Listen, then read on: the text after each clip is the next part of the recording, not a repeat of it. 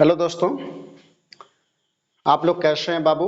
मुझे उम्मीद है कि आप लोगों ने वीडियो देखी होगी, जो सिलेबस की वीडियो आपकी डाली गई थी यूट्यूब पे मेरे चैनल पे। तो उम्मीद करते हैं बाबू कि आप लोग स्वस्थ होंगे, मस्त होंगे और आप लोगों की तैयारी ठीक ठाक चल रही होगी और आप लोगों की पढ़ाई लिखाई बेहतर तरीके से ठीक ठाक चल रही होगी।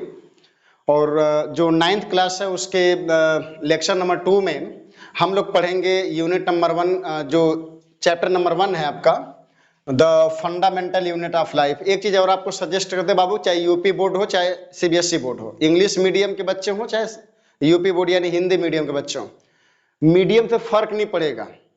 आपको अगर ये दिखेगा कंटेंट कि मैंने बहुत ज्यादा अंग्रेजी में लिखा, तो ऐसा कुछ है नहीं, सब आपको भोजपुरी में बताएंगे। मन करेगा तो भोजपुरी में सुनिएगा, मन करेगा तो हिंदी में सुनिएगा, मन करेगा तो अंग्रेजी में सुनिएगा। जो तीनों वैरायटी आपको देंगे, कोनो तकलीफ नहीं है। एकदम परेशान ना होइएगा कि अरे हम मास्टरवा अंग्रेजी में लिख ले, पता ना समझ जाए कि ना समझ जाए। तो ऐसा कोनो टेंशन नहीं लेना। यूपी बोर्ड हो या सीबीएसई बोर्ड हो, गदहिया गोल हो चाहे एक गोल हो, किसी भी क्लास के बच्चों के लिए एकदम सिंपल वीडियो है बाबू। आप गांव देहात में रहते हैं, मुझे बहुत अच्छे से आइडिया है गांव वालों के कितनी अंग्रेजी आवल है, ठीक ना। भोजपुरी एकदम ठेठ बोलते हैं सब, तो आप एकदम बिल्कुल चिंता मत करिएगा। ऐसा कंटेंट है कि सीबीएसई बोर्ड के बच्चों के लिए भी काम में आएगा, उनके लिए भी है, क्योंकि उनका माध्यम इंग्लिश है और आपका माध्यम हिंदी है, आपको भी दिक्कत नहीं होगी। पूरे कंटेंट आपको हिंदी या भोजपुरी में मिलेगा, बस लिखा गया, इसको हम समझाएंगे, आप समझिएगा ध्यान से, घबराना नहीं। तो जो चैप्टर नंबर 1 आपका है the fundamental unit of life, इसमें पहले आप देखेंगे सेल यानी कोशिका, ठीक ना, जिसको कोशा कहता है। तो कोशिका की परिभाषा क्या होती है? The fundamental unit of life, ठीक है ना। जीवन की इकाई को क्या कहते हैं? कोशिका कहता है। क्या कहते हैं बाबू? जीवन की इकाई को कोशिका कहा जाता है। और इसी की दूसरी परिभाषा है the smallest structural and functional unit of life. अगर हिंदी में लिखना हो तो आप परिभाषा नोट कर सकते हैं कि जीवन की सबसे छोटी संरचनात्मक और क्रियात्मक इकाई को कोशिका कहते हैं, ठीक है ना। तो ये हो गई कोशिका की परिभाषा। अब आपको पता है कि कोशिका की जो खोज है, रॉबर्ट हुक जी ने 1665 में कार्क में खोजा था। लकड़ी के जो गुटका था, जो डेड सेल थी, निर्जीव कोशिका की सबसे पहले खोज हुई थी 1665 में, कार्क में हुआ था, ठीक है ना। जो कार्क में जो संरचना दिखी थी रॉबर्ट हुक जी को, वो कैसा दिखा था? मधुमक्खी के छत्ते जैसा दिखा था।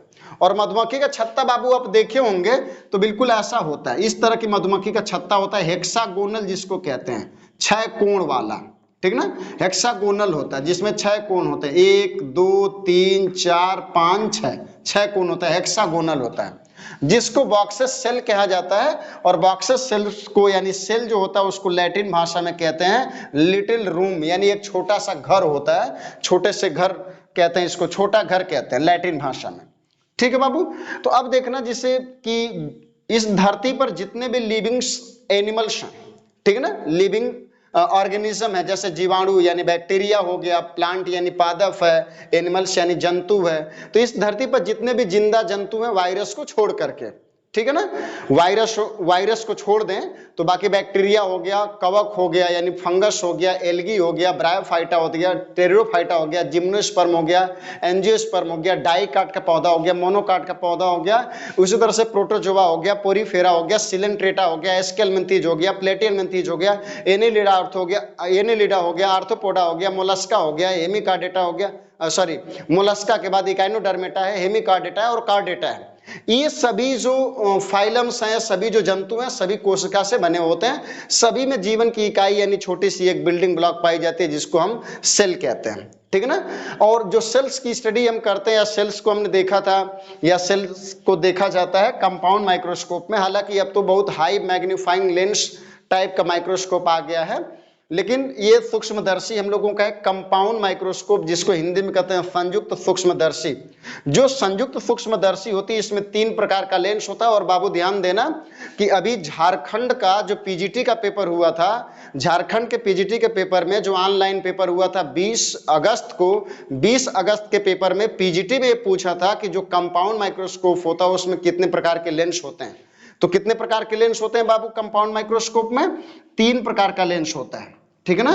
3 लेंस होते हैं। अगर सूक्ष्मदर्शी आपने देखा है तो सूक्ष्मदर्शी में जहां पर आंख लगा के देखते हैं ऊपर की तरफ, उसे आई पीस लेंस कहते हैं, ठीक है ना। उसे आकुलर लेंस भी कहा जाता है या आई पीस लेंस कहते हैं। जहां पर माइक्रोस्कोप में आंख लगा के देखते हैं उसे क्या कहते हैं, आई पीस लेंस कहते हैं।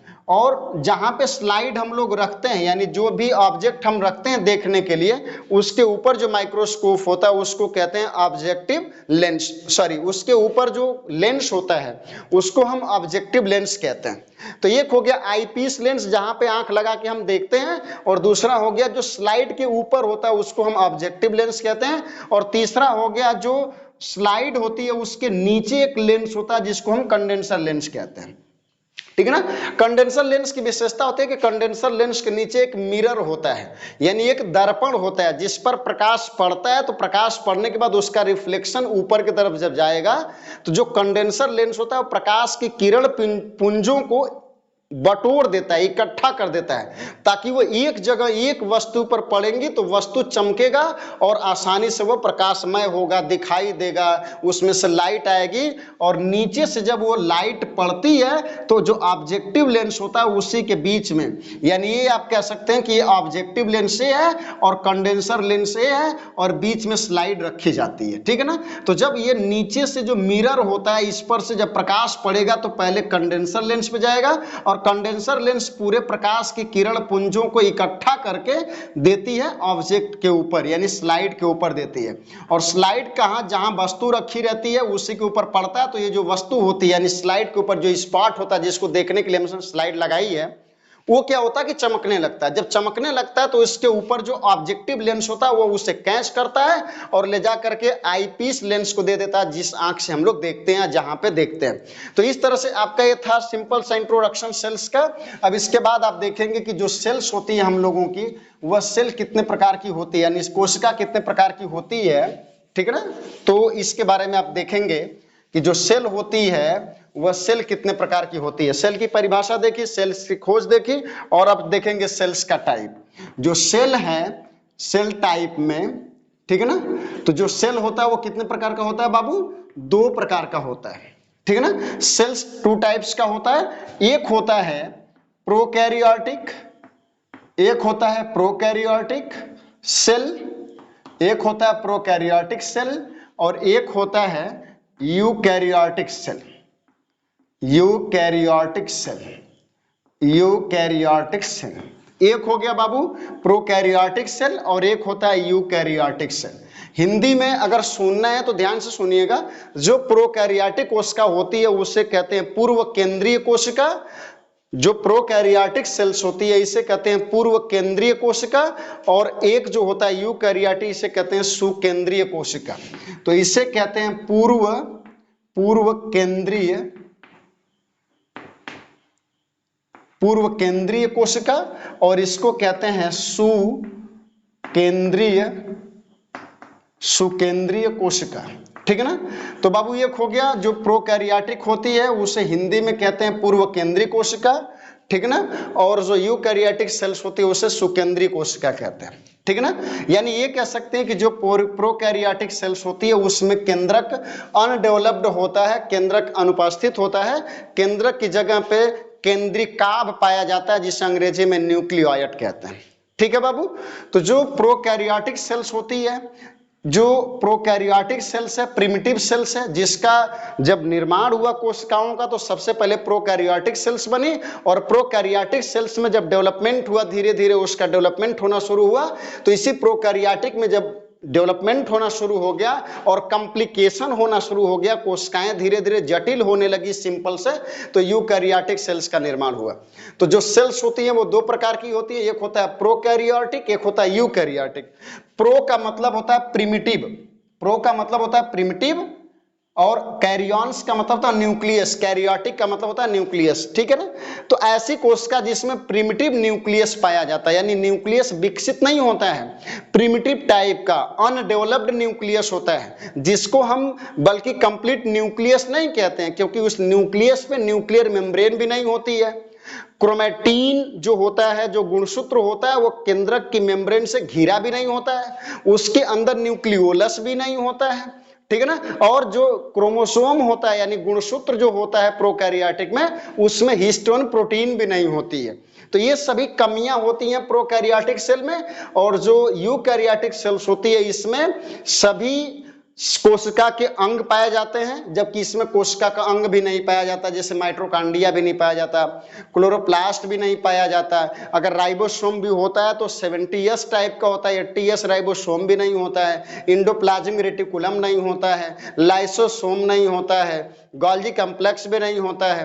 तो ये सभी चीजें इसमें नहीं पाई जाती हैं। जबकि यूकैरियोटिक जो सेल्स होती है, यूकैरियोटिक कोशिकाओं में क्या क्या पाया जाता है, यूकैरियोटिक कोशिकाओं में कोशिका के सभी अंग पाए जाते हैं, 70 और 80S दोनों टाइप का राइबोसोम्स भी पाया जाता है। इसके अलावा इनकी कोशिका में कोशिका के अंदर केंद्रक पाया जाता है, केंद्रक के अंदर केंद्रक मेम्ब्रेन भी पाई जाती है, ठीक है ना। और उसके बाद क्या होता है, केंद्रक मेम्ब्रेन के बाद उसके अंदर केंद्रिका भी होती है, और केंद्रिका के चारों तरफ जैसे एक गुच्छे नुमा संरचना होती है जिसे क्रोमैटिन कहते हैं, और क्रोमैटिन में जो क्रोमैटिन क्रोमोसोम्स में कन्वर्ट होता है उसमें हिस्टोन प्रोटीन भी पाई जाती है। और ये सभी चीजें यूकैरियोटिक में होती हैं बाबू, लेकिन प्रोकैरियोटिक में ये सब नहीं होती हैं। जब आप प्रोकैरियोटिक सेल्स को जब आप पढ़ेंगे तो इसका डायग्राम भी आप पढ़ेंगे। प्रोकैरियोटिक का जो एग्जांपल होता है वो बैक्टीरिया होता है, जिसको हिंदी में जीवाणु कहते हैं, ठीक है ना। जीवाणु होता है, उसी में आर्की बैक्टीरिया होते हैं, यू बैक्टीरिया होते हैं, उसी में ब्लू ग्रीन एल्गी होता है जिसे नीलहरी शैवाल कहते हैं, इसी में पीपीएलओ आता है जिसे प्लूरोनिमोनिया लाइक ऑर्गेनिज्म कहते हैं। जो पीपीएलओ होता है इसी को प्लांट किंगडम का जोकर भी कहा जाता है, ठीक है ना, पीपीएलओ को, ठीक है। तो ये आपकी पहले चैप्टर की ये वीडियो थी। इसके बाद जो आपका सिलेबस शुरू होता है वो शुरू होगा नेक्स्ट वीडियो में प्रोकैरियोटिक सेल से, और इसमें आप सेल थ्योरी के बारे में भी आपको बताएंगे। कोशिका सिद्धांत स्लाइडेन और स्वान ने दिया था 1838 में और 1839 में, 1838 और 1839 में दिया था, 9 में। तो ये आप अगली वीडियो में पढ़ेंगे प्रोकैरियोटिक सेल, कोशिका का सिद्धांत, ठीक है। उसके बाद इसका डायग्राम भी आप पढ़ेंगे, डायग्राम का पूरा डिस्क्रिप्शन आप पढ़ेंगे, पूरा डिस्क्राइब पढ़ेंगे कोशिका के बारे में, प्रोकैरियोटिक बैक्टीरिया के बारे में। और बैक्टीरिया का जब सेल्स कंप्लीट हो जाएगा तो आप आएंगे यूकैरियोटिक सेल पर। यूकैरियोटिक में आप प्लांट सेल भी पढ़ेंगे और एनिमल सेल भी पढ़ेंगे, ठीक है ना। तो मिलते हैं बाबू नेक्स्ट वीडियो में। तब तक आप इस वीडियो को अच्छे से देखते रहिए, समझते रहिए और रिवाइज करके अपना नोट्स भी तैयार करते रहिए। बुक अपने पास रख लीजिए और बुक देख करके जो समझाया गया इसके आधार पर अपना सिलेबस भी, नोट्स भी तैयार करते रहिए। अगर किसी तरह का कोई डाउट हो, किसी तरह का कोई कंफ्यूजन हो, किसी तरह की कोई दिक्कत हो तो कमेंट्स में बाबू पूछ लीजिएगा और कमेंट करिएगा। मैं आपका उत्तर या तो वीडियो के माध्यम से भी दे सकता हूँ या तो फिर आपको कमेंट में लिख करके दे सकता हूँ। तब तक के लिए आप लोगों को बहुत बहुत धन्यवाद।